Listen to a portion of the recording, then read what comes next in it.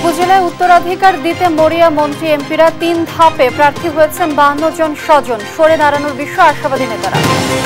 সড়ক দুর্ঘটনায় ২ জেলার ৫ জনের মৃত্যু। গাজীপুরে ট্রেন দুর্ঘটনা ২৪ ঘন্টা পরও শেষ হয়নি উদ্ধার কাজ। ট্রেনের শিডিউল বিপর্যয়। আইএমএফ এর শর্তে জ্বালানির দাম বাড়িয়েছে সরকার। কৃত্রিম সংকটের মাধ্যমে পণ্যমূল্য বাড়ানো হতে পারে আশঙ্কা বিশেষজ্ঞদের। কমতে শুরু করেছে সারা দেশের তাপমাত্রা। কাল থেকে বাড়বে বৃষ্টিপাত বলছে আবহাওয়া অফিস। রোববার থেকে খুলছে প্রাইমারি স্কুল। এবং ক্যান্সারে আক্রান্ত ক্যান্সার হাসপাতাল ৩ বছর ধরে ৬ রেডিওথেরাপির ৪টি নষ্ট। সিরিয়াল পেতে লাগে ৬ মাস। এই আজগো সকাল থেকে মানুষ বসে রয়েছে, মেশিন দুটোই নষ্ট হয়ে গেছে। 5 মাস ঘোরার পর সিরিয়াস পেশেন্ট এই রেডিওথেরাপির জন্য। দেখছিলেন শিরোনাম সংবাদ দুপুরের সঙ্গে আছে আমি লিনি আফরোজ। এবারে বিস্তারিত। উপজেলা নির্বাচনে উত্তরাধিকার দিতে মরিয়া এমপি মন্ত্রীরা ৩ ধাপে সারা দেশে চেয়ারম্যান পদে প্রার্থী হয়েছেন মন্ত্রী এমপির ৫২ স্বজন। আওয়ামী লীগের কেন্দ্রীয় নেতারা বলছেন নির্দেশনা অমান্য করে যারা নির্বাচনে আছেন তাদের সরে যাওয়ার সময় এখনো আছে। তারা জানান ভোটের মাধ্যমে দলের তৃণমূলের ত্যাগী নেতারা স্থানীয় সরকারের দায়িত্ব পাক, এটাই চাইছে আওয়ামী লীগ। তবে যেসব স্বজন এখন চেয়ারম্যান পদে আছেন তাদের ক্ষেত্রে দল নমনীয় থাকবে। জয় যাদবের রিপোর্ট। বৃহস্পতিবার গণভবনে সংবাদ সম্মেলনে উপজেলা পরিষদ নির্বাচনে দলের সংসদ সদস্য ও মন্ত্রীর স্বজনের বিষয় স্পষ্ট করেন আওয়ামী লীগ সভাপতি শেখ হাসিনা। পারিবারিক ফর্মুলা কি? নিজে, ছেলে মেয়ে, স্ত্রী, এই তো। আপনার এটা হিসাব করেন তো কয়জন ছেলে মেয়ে আর কয়টা স্ত্রী দাঁড়িয়েছে? এর বাইরে তো আর পরিবার ধরা হয় না। সেদিনই রাতে সংসদীয় দলের সভায় বৃহত্তর স্বার্থে দলের ক্ষমতা কুক্ষিগত না রাখতে এমপিদের সতর্ক করে দেন তিনি। কর্মীদেরও মূল্যায়ন করা উচিত। এবং নেতারা বলছেন তৃণমূলের দুঃসময়ের পরীক্ষিত নেতারা যাতে স্থানীয় সরকারের নেতৃত্বে আসেন সেটিই লক্ষ্য। সেক্ষেত্রে এমপি মন্ত্রীর স্বজনরা যেন বাধা না হন সেজন্যই তাদেরকে সরতে বলা হয়েছে। আমাদের তৃণমূলের নেতারা তারা যাতে সুযোগ পায়। এখন যারা এমপি, যারা মন্ত্রী, তারা উপজেলা চেয়ারম্যান, তারা তারপরে ইউনিয়ন পরিষদেরও চেয়ারম্যান হবে, এটা সাধারণ জনগণ খুব ভালোভাবে দেখবে না। আমাদের দলের নেতাকর্মীরা, দুঃসময়ের নেতাকর্মীরা ইলেকশনে অংশগ্রহণ করার জন্য একটা সুযোগ পায়, সেই সুযোগটি আমরা এবার করে দিতে চেয়েছি।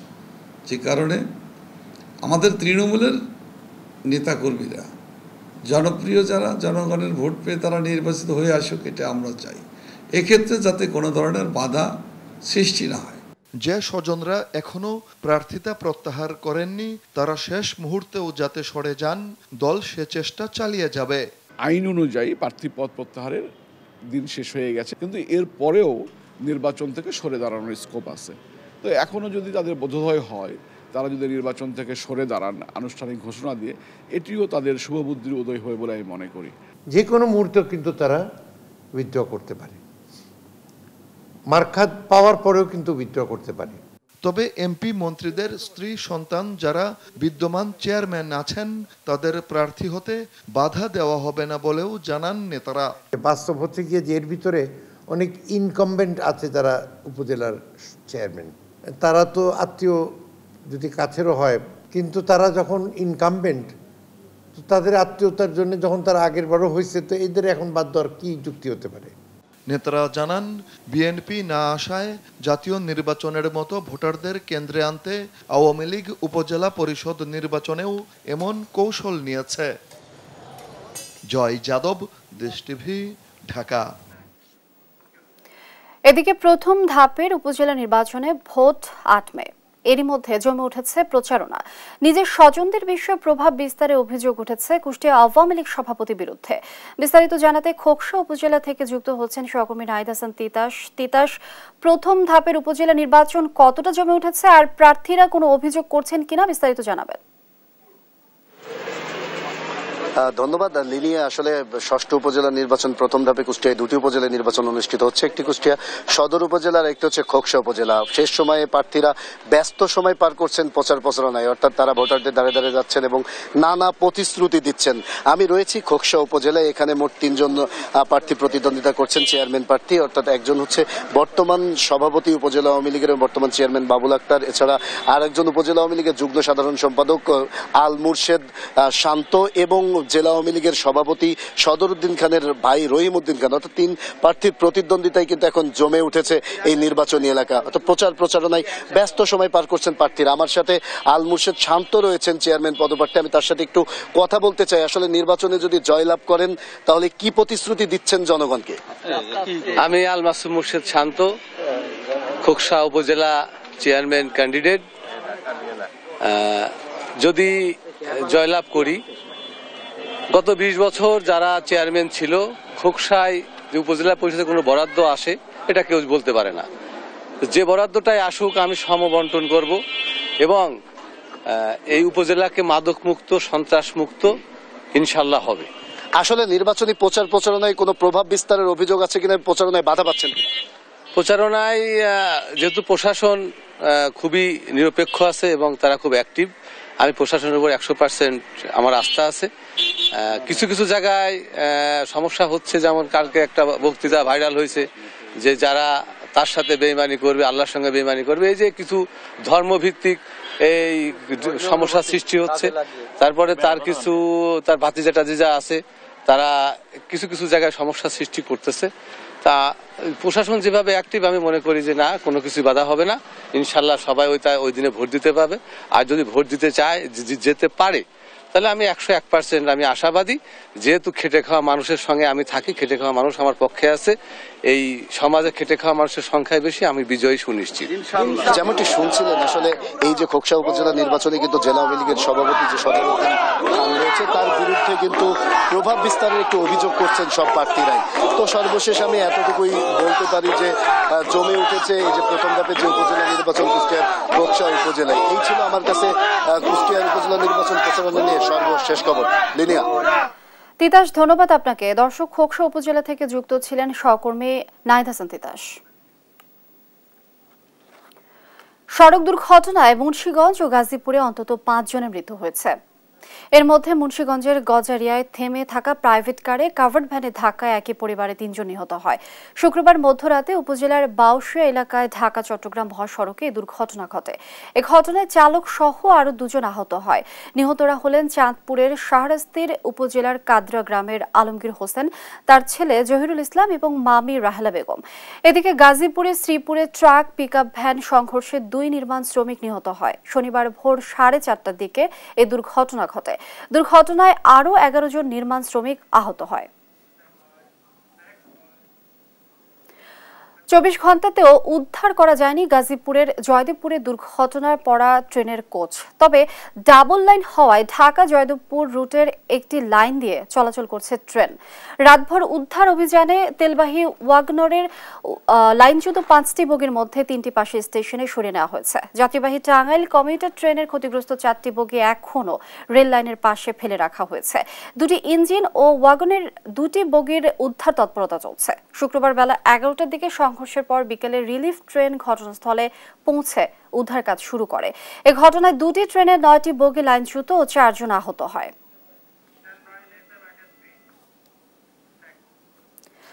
দর্শক, এ বিষয়ে বিস্তারিত জানাতে সরাসরি যুক্ত হচ্ছেন সহকর্মী নজরুল ইসলাম। নজরুল যুক্ত হচ্ছেন। নজরুল, উদ্ধার কাজ শেষ হতে আর কত সময় লাগতে পারে, কি বলছেন রেল কর্তৃপক্ষ, বিস্তারিত জানাবেন। ধন্যবাদ আপনাকে। আপনি যেমনটা বলছিলেন, আপনি জানেন যে 25 ঘন্টা অতিবাহিত হলেও কিন্তু এখন পর্যন্ত কিন্তু ট্রেন সম্পূর্ণ উদ্ধার করতে পারেনি কর্তৃপক্ষ। এই বিষয়টি নিয়ে কিন্তু সাধারণ মানুষের মধ্যে ক্ষোভ এবং হতাশা আমরা দেখতে পেয়েছি। অনেকে বলা বলি করছেন যে এখানে কিন্তু 24 ঘন্টা অতিবাহিত হলেও তারা সম্পূর্ণ উদ্ধার করতে পারেনি। এত সময় পাওয়ার পরও তারা এই কাজটি, এটি নিয়ে কিন্তু সবার মধ্যে আমরা দেখছি কথা বলতেছে এবং কথা বলতে দেখেছি। এবং এখন কিন্তু আপনার সর্বশেষ যে লরিটা রয়েছে অর্থাৎ তেলের যে কন্টেইনারটা রয়েছে সেটা কিন্তু নেয়ার জন্য এবং উদ্ধার মানে আপনার যে উদ্ধারকারী ট্রেনটি সেটি কিন্তু আমরা দেখতেছি এখানে কিন্তু কাজ তারা করতেছেন। হয়তোবা এটি নেয়ার পরে 1 ঘন্টার মধ্যে চালু হবে এই যোগাযোগ ব্যবস্থা, এমনটাই কিন্তু কর্তৃপক্ষ আমাদেরকে জানিয়েছেন। কিন্তু এখন আমরা দেখেছি যে সর্বশেষ যে কন্টেইনারটা রয়েছে, যে তেলের যে কন্টেইনার রয়েছে সেটা কিন্তু মানে উদ্ধারকারী যে ইটি বা উদ্ধারকারী যে ট্রেনটি সেটার সাথে কিন্তু সংযোগ দেওয়া হয়েছে।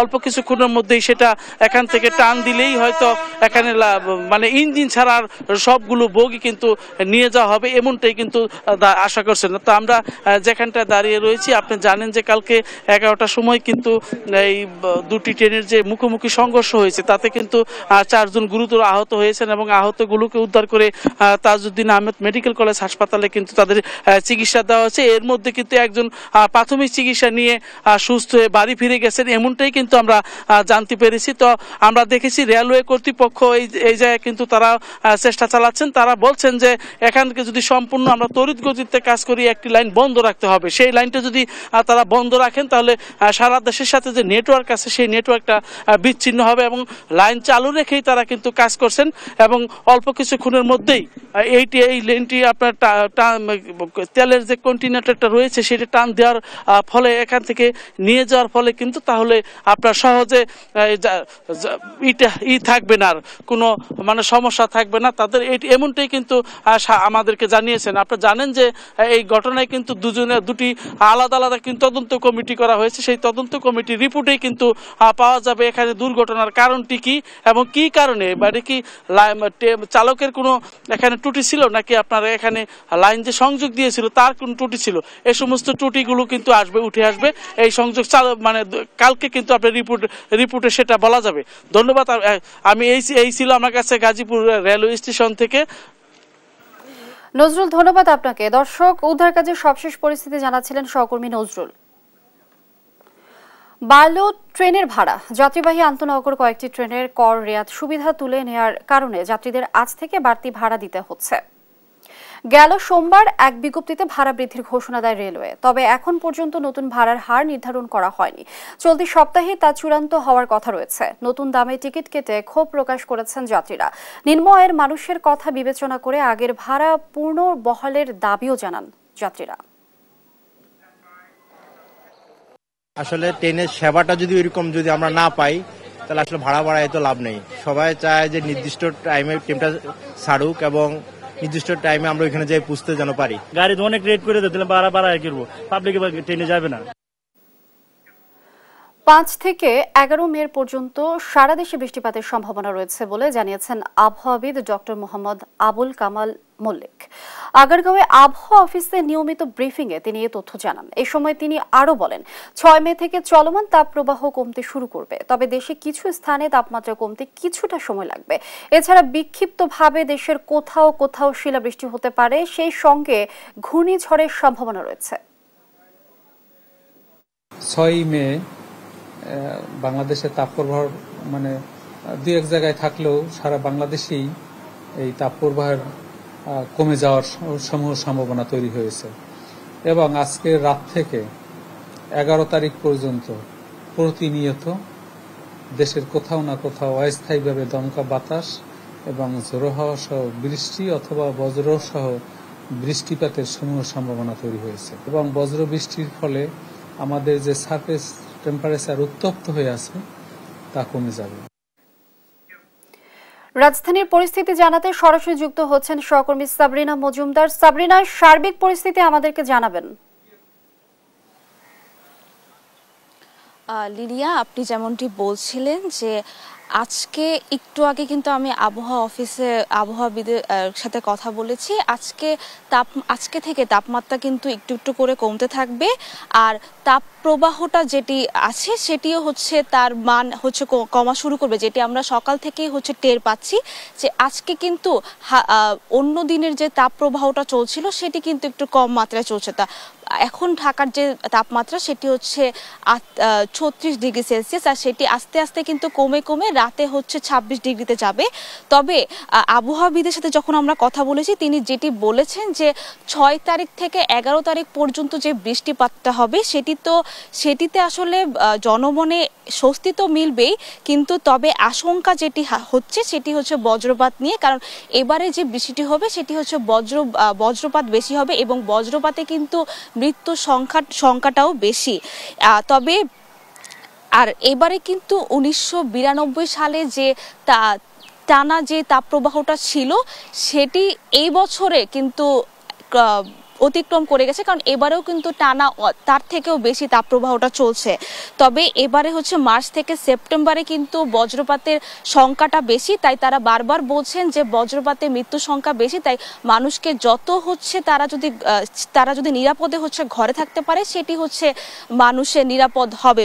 তবে এবারে তিনি এটিও বলেছেন যে 5 তারিখ থেকে 11 তারিখ পর্যন্ত যে বৃষ্টিপাত হবে সেখানে শিলাবৃষ্টিও হবে, বজ্রবৃষ্টিও হবে, তবে কালবৈশাখী ঝড়েরও সম্ভাবনা রয়েছে। আর আরও যেটি বলেছেন যে এবারে হচ্ছে বৃহস্পতিবারে কিন্তু 11 জন বজ্রপাতে মারা গিয়েছে, তাই হচ্ছে এটির জন্যই হচ্ছে তারা বারবার হচ্ছে বজ্রপাত নিয়ে শঙ্কা করছেন। তবে আবহাওয়াবিদ যেটি বলেছেন যে একটি রুল, সেটি হচ্ছে 30 সেকেন্ড বিধি। এই বিধিতে মানুষকে এভাবে কাজ করতে হবে যে সে যখন বজ্রপাতের যখন লাইটটা যদি দেখবেন, বিদ্যুৎ চমকানো যে লাইটটা হবে সেটির পরে যদি 1 থেকে 30 সেকেন্ড পর্যন্ত গুনে তখন যদি বজ্রপাতটা হয়ে যায় তাহলে সেই বজ্রপাতটা কাছে থাকবে, তখন সে নিরাপদে থাকবে না। কিন্তু 31 সেকেন্ডে যে যদি বজ্রপাতটা নামে তাহলে সেটি হচ্ছে বজ্রপাতটা দূরে চলে যাবে, তো তখন সেই বজ্রপাত থেকে সে আশঙ্কা মুক্ত থাকবে। আর তবে যেখানেই বজ্রপাত হোক, বৃষ্টিপাত হোক, সেখানে যদি মানুষ থাকে সেখানে যাতে নিরাপদে যায়, এবং যদি খোলা মাঠে অবস্থান করার একদমই নিষেধাজ্ঞা দিয়ে দিয়েছে, এবং খোলা মাঠে যদি থাকে সেখানে যাতে গুটিসুটি করে সে যাতে একদম নিচুভাবে হয়ে থাকে, যাতে বজ্রপাতটা তার গায়ে যাতে না পড়ে।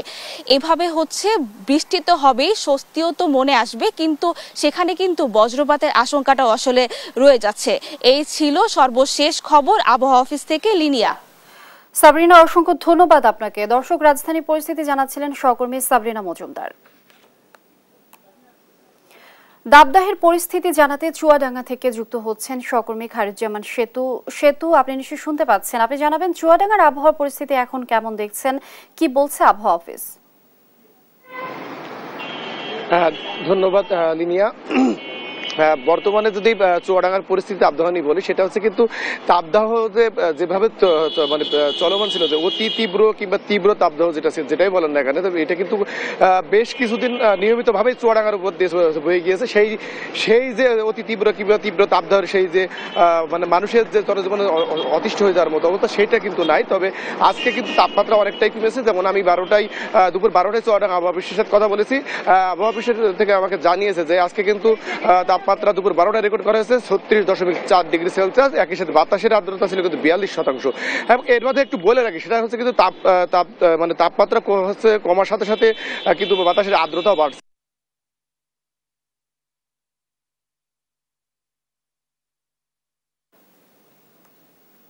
মূলত যে বিষয়টা হচ্ছে আর্দ্রতার কারণে মানুষ কিন্তু অতিরিক্ত ঘামা শুরু হচ্ছে, ইতিমধ্যে কিন্তু ঘামছে আর কি। এই ঘামার কারণে কিন্তু মানুষ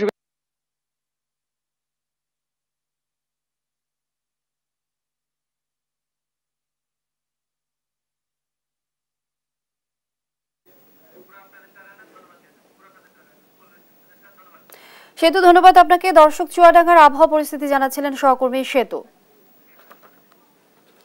গরম কিছুটা কমে আসায় পূর্ব ঘোষণা অনুযায়ী আগামীকাল থেকে খুলছে সব শিক্ষা প্রতিষ্ঠান। আজ মাধ্যমিক স্কুল, মাদ্রাসা ও কলেজ খোলার কথা থাকলেও আবহাওয়া পরিস্থিতি বিবেচনায় নিয়ে ঢাকা, রাজশাহী, খুলনা, রংপুর সহ 25 জেলায় বন্ধ রাখা হয়। ঈদ ও নববর্ষের ছুটি শেষে 21 এপ্রিল শিক্ষা প্রতিষ্ঠান খোলার কথা থাকলেও তীব্র গরমের কারণে তা 1 সপ্তাহ পিছিয়ে 28 এপ্রিল খোলা হয়। কিন্তু পরিস্থিতির অবনতি হওয়ায় 29 এপ্রিল আবারও বন্ধ করে দেওয়া হয়।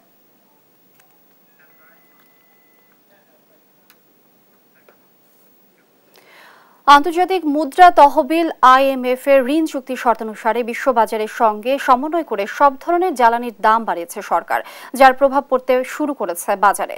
বিশেষজ্ঞদের আশঙ্কা, দাম বৃদ্ধির এই সুযোগ অসাধু ব্যবসায়ীরা বাজারে কৃত্রিম সংকট তৈরি করে বাড়াতে পারে পণ্যমূল্য। মাজহারুল ইসলামের রিপোর্ট। মার্চ ও এপ্রিলের শুরুতে সরকার জ্বালানি তেলের দাম সমন্বয় করে কমালেও মের শুরুতে আবার বাড়িয়েছে। নতুন দামে ডিজেল কেরোসিন 106 টাকা থেকে বেড়ে 107, পেট্রোল 122 টাকা থেকে বেড়ে 124 টাকা 50 পয়সা, আর অকটেন বিক্রি হচ্ছে 126 টাকা থেকে বেড়ে 128 টাকা 50 পয়সায়। এ দাম বৃদ্ধিতে অসন্তোষ বেড়েছে সাধারণ মানুষের মাঝে। খরচ যেই পরিমাণ সবকিছুর দাম, সেই তুলনায় জ্বালানি তেলের দাম নর্মালি অনেক বেশি। সবকিছু যখন দাম বেড়েছে, এই সমন্বয়টা একটু পরে করতে পারতো। তো এইভাবে যদি বাড়তে থাকে তাহলে সেক্ষেত্রে আমরা যারা বাইকার, তাদের আমরা জন্য খুব প্রবলেম হয়ে যায়। পরিবহন মালিক ও ব্যবসায়ীরা জ্বালানি তেলের দাম বৃদ্ধির প্রভাবের কথা স্বীকার না করলেও বাজারে আরেক দফা বেড়েছে আলু, পেঁয়াজ, ব্রয়লার মুরগি সহ অনেক পণ্যের দাম। যখন তেলের দাম বাড়াইছে তখন 15 টাকা একসঙ্গে দাম বেড়েছে। 1 টাকা 75 পয়সা আমাদের এই পণ্য পরিবহনের উপর ওইরকম প্রভাব বিস্তার করতে পারে। এখনো বাড়ি নেই, 1 টাকা বাড়াতেও তেলের দাম এখনো বাড়ি নেই। যদি 4-5 টাকা বাড়ে তখন হচ্ছে বাড়বে না। তেলের যে 1 টাকা বাড়ছে, এটার প্রভাব এখনো গাড়ি ভাড়ার উপর পড়ে নাই। যদি আরো বাড়ে পরবর্তীতে, তো এটা বাড়াইতে পারে।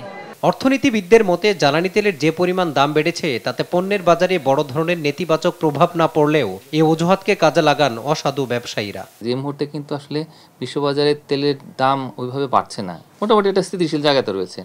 তো এই অবস্থায় আমি মনে করি যে আরেকটু চিন্তা ভাবনা করে এই কাজগুলো করা উচিত। ব্যবসায়ীরা এই সুযোগে তারা হয়তো জিনিসপত্রের দাম আরও কিছুটা বাড়াতে পারেন, তাদের পরিবহনের ব্যয় হয়তো বাড়বে বা বাড়ছে, সেই এটা অজুহাত দিয়ে তারা জিনিসপত্রের দাম বাড়াতে পারেন। আর জ্বালানি বিশেষজ্ঞদের মতে সরকার আন্তর্জাতিক বাজারের সাথে সমন্বয়ের কথা বললেও দেশের বাজারে তেলের দাম আন্তর্জাতিক বাজার থেকে 5 থেকে 6 টাকা বেশি। এখন আন্তর্জাতিক বাজারে যেই দামটা আছে সেটার সাথে দেশে যদি 100 টাকা ডিজেল হতো তাহলে কারেক্ট হতো। এখন যেটা আছে আমি মনে করি সরকার 6-7 টাকা বেশি। এই জ্বালানি দিয়েই কিন্তু আমরা পরিবহন চালাই এবং পরিবহনের উপরে কিন্তু মোটামুটি সব কিছুই নির্ভর করে। এটার দামটা অতিরিক্ত বাড়তে দেওয়া ঠিক না। প্রক্রিয়াটা ঠিক আছে, কিন্তু ফর্মুলাটা ভোক্তার ফরে আরেকটু করা যেত। বিগত বছরগুলি সরকার জ্বালানি তেলে লাভ করলেও আন্তর্জাতিক বাজারের সাথে সমন্বয় করে কমায়নিও বলেও জানান এই বিশেষজ্ঞ। মাজহারুল ইসলাম, দেশ টিভি, ঢাকা। সংবাদ দুপুরে আরো থাকছে। যুক্তরাষ্ট্র থেকে শুরু হওয়া বিক্ষোভ ছড়িয়ে পড়েছে দেশে দেশে। ফিলিস্তিনিদের উপর ইসরায়েলি আগ্রাসন বন্ধের দাবি। এদিকে কোরবানিরা ঈদকে সামনে রেখে দেশের বৃহত্তম পাইকারি বাজার খাতুনগঞ্জে বেড়েছে মশলা জাতীয় পণ্যের দাম। বিস্তারিত জানাতে সরাসরি যুক্ত হচ্ছেন সহকর্মী AKM নাজিম। নাজিম, পেঁয়াজ ও রসুনের দাম কতটা বেড়েছে, কি বলছেন ব্যবসায়ীরা? যে আপনি যেমনটা বলছেন, আসলে খাতুনগঞ্জে কোরবান উপলক্ষে যে পবিত্র কোরবান রয়েছে সেটি উপলক্ষে পেঁয়াজ এবং রসুনের দাম সামান্য বেড়েছে। সপ্তাহ ব্যবধানে পেঁয়াজ এবং রসুনের দাম কেজি 3 থেকে 4 টাকা বেড়েছে বলে আমরা এখানে এসে ব্যবসায়ী থেকে জানতে পেরেছি। তাদের বক্তব্য হচ্ছে যে চট্টগ্রাম দক্ষিণ বা বাংলাদেশের দক্ষিণাঞ্চল থেকে যেসব পেঁয়াজ আসে, পাবনা, কুষ্টিয়া, ফরিদপুর এসব অঞ্চল থেকে আসলে সরবরাহ কিছুটা কম থাকার কারণে পেঁয়াজের বাজার মূলত কিছুটা বেড়েছে 5 থেকে 7 টাকা করে।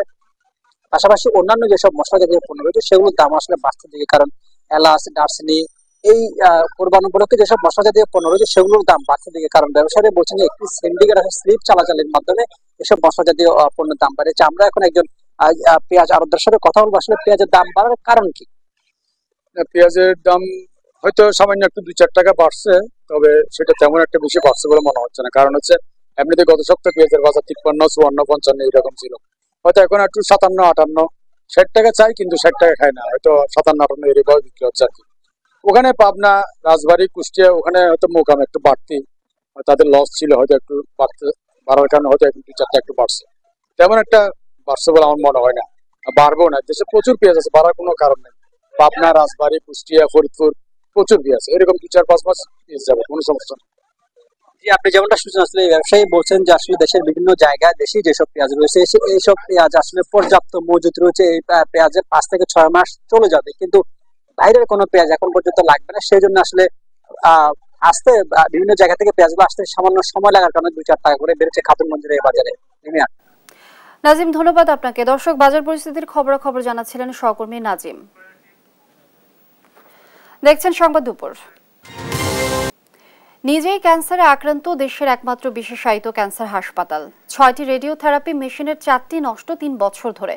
20 লাখ রোগীর জন্য 2টি মেশিনের সিরিয়াল পেতে লেগে যায় 6 মাস। 10 বছরে কেনা হয়নি একটি মেশিনও। পরিচালক জানালেন 2 বছর আগে দেয়া ক্রয় চাহিদায় একটি মেশিন এলেও তা বিমানবন্দরে পড়ে আছে মাসখানেক ধরে। সরকারি পর্যায়ে আর কোথাও রেডিওথেরাপির সুযোগ না থাকায় মৃত্যুর মুখে হাজারো অসহায় ক্যান্সার রোগী। বিস্তারিত হাসান মাহমুদের রিপোর্টে। ঢাকা বিশ্ববিদ্যালয়ের শিক্ষার্থী নাইম ইসলাম গেল 3 মাস ধরে মহাখালী ক্যান্সার গবেষণা হাসপাতালে ঘুরছেন মায়ের রেডিওথেরাপি সিরিয়াল পেতে। এর আগে সার্জারি, কেমোথেরাপি সহ নানা চিকিৎসায় আর্থিকভাবে নিঃস্বপ্রায় পরিবারের বেসরকারি হাসপাতালে চিকিৎসার সামর্থ্য না থাকায় মায়ের প্রাণ রক্ষায় মাসের পর মাস এখানেই ঘুরছেন রেডিওথেরাপি দিতে।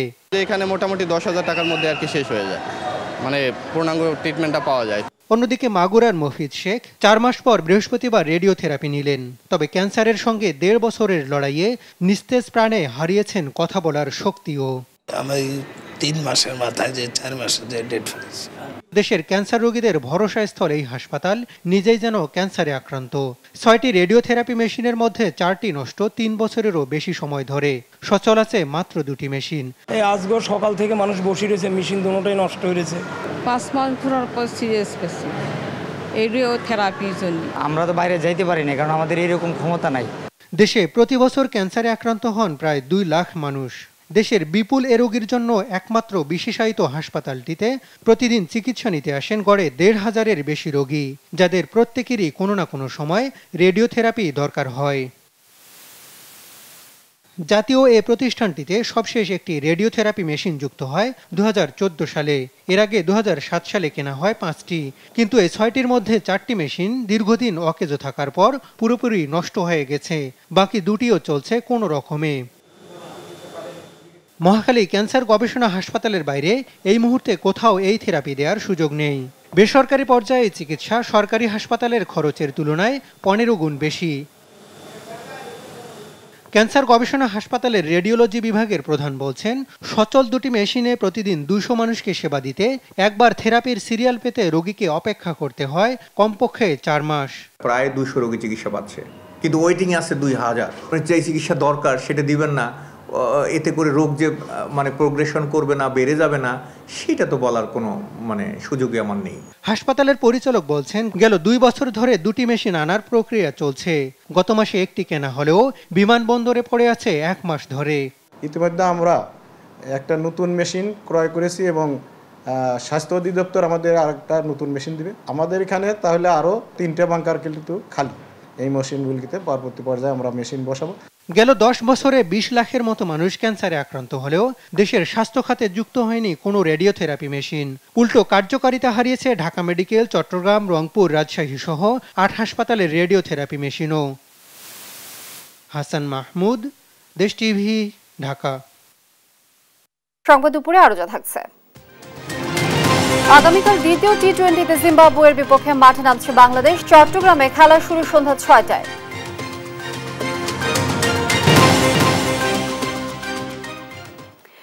2 মে রাজধানীর হোটেল রেডিসন ব্লুতে ফুয়াং ইন্ডাস্ট্রি লিমিটেড এর নবসংযোজন টাইলস জগতে নতুন ব্র্যান্ড পিকাসোর অভিষেক অনুষ্ঠান হয়। উদ্বোধনকালে পরিবেশ বান্ধব পিকাসো ব্র্যান্ডটির নান্দনিক ডিজাইন ও এর গুণগত মানের উপর আলোচনা হয়। পারফরমেন্সের স্বীকৃতি হিসেবে ডিলারদের অ্যাওয়ার্ড প্রদান করা হয়। Dealer meet event and discover Picasso শিরোনামের এই অনুষ্ঠানে প্রধান অতিথি ছিলেন চিফ এক্সিকিউটিভ অফিসার জনাব রফিকুজ্জামান ভূঁইয়া ও অন্যান্য ঊর্ধ্বতন কর্মকর্তা। অনুষ্ঠানে নৃত্য পরিবেশন এবং আখি আলমগীর গান পরিবেশন করে। র্যাফেল ড্রয়ের মাধ্যমে অনুষ্ঠানের সমাপ্তি ঘটে।